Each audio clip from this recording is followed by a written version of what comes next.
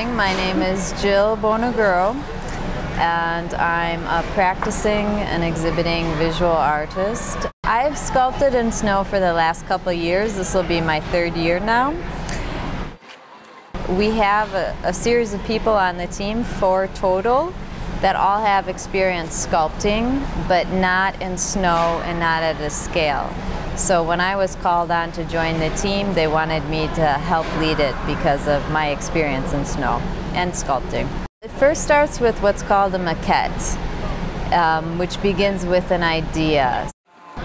The maquette is made of oil clay, plastilina, and it's really easy to work with. You can manipulate it. When I was making it, I was trying to use the subtractive method only, but that wasn't working. I had many mistakes and many alterations and many changes of the mind, you know.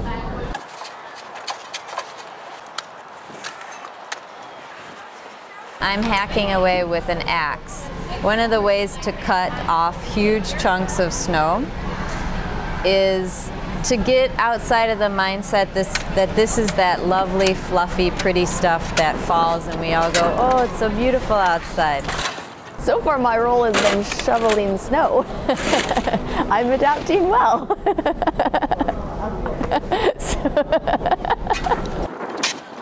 Jim called me one day and said, "You want to do it?" And I was like, okay. We both teach at the Palette and Chisel. And so he was interested in trying it. He thought it would be fun, and he thought he would tap into me since I sculpt, and he's a painter and a drawer. My name's Brent Koehn. I'm a student at Columbia College Chicago. The other teams are further along than we are because we're the exhibition team, and it's a little intimidating seeing their finished, polished, amazing sculptures, and we're just now breaking ground today. So hopefully we can pull it off in the next few days and be right there with them.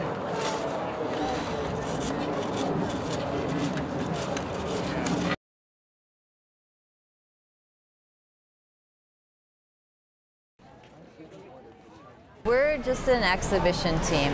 The team I worked with the last 2 years was a competing team. It's still juried to get in, but there's a list of people who are invited to compete for the most part. It's fairly competitive. Bear in mind you have a series of American teams and then international teams.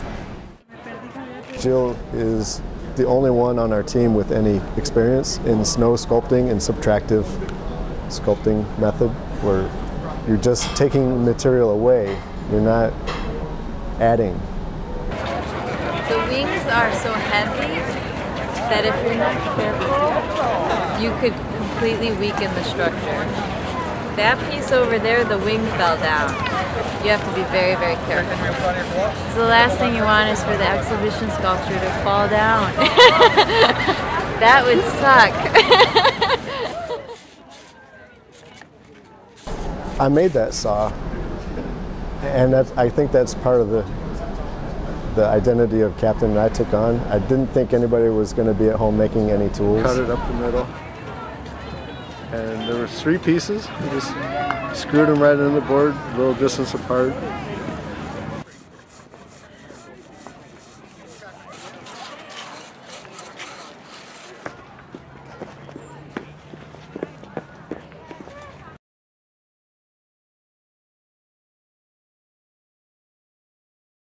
I have never worked in snow to any degree before. I do sculptural stuff, mostly large-scale construction, so the subtraction thing is new and interesting.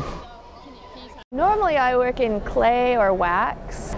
I'm not a carver by nature, I'm an additive sculptor, so it's a different way of wrapping your head around removing that snow. You know, Michelangelo he could look at a big piece of marble and see the figure inside of it.